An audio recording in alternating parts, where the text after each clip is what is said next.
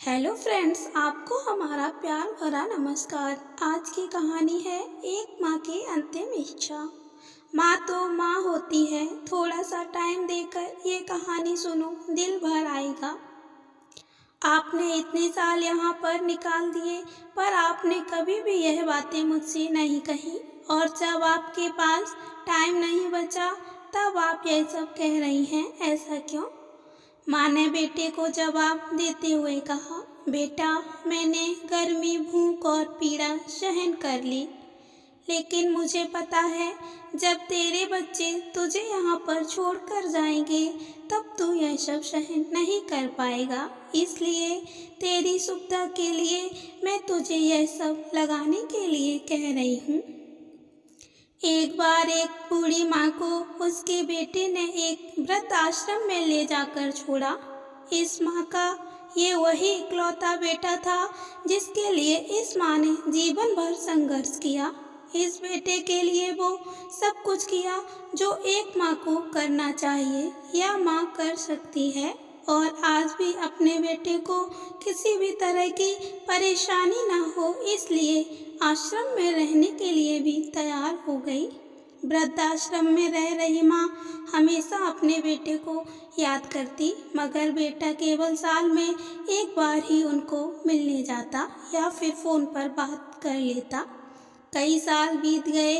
वृद्धाश्रम में बेटे को एक दिन फ़ोन आया। उन्होंने कहा, बेटा, जल्दी से आश्रम आके अपनी माँ से मिल लो, वो बहुत सीरियस हैं। बेटा जब अपनी बीमार माँ के पास पहुँचा तब वह अपनी आखिरी सांसें गिन रही थी। बेटे ने अपनी माँ से उसकी आखिरी इच्छा पूछते हुए कहा, माँ, मैं तुम्हारे लिए क्या कर सकता हूँ, बताओ।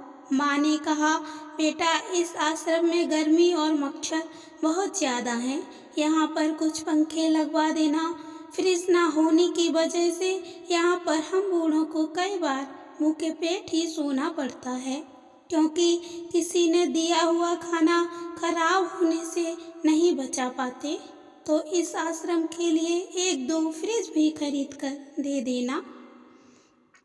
बेटे ने अपनी माँ की सारी बात सुनी और अपनी माँ से पूछा, आपने इतने साल यहाँ पर निकाल दिए, पर आपने कभी भी यह बातें मुझसे नहीं कही, और जब आपके पास टाइम नहीं बचा तब आप यह सब कह रही हो, ऐसा क्यों?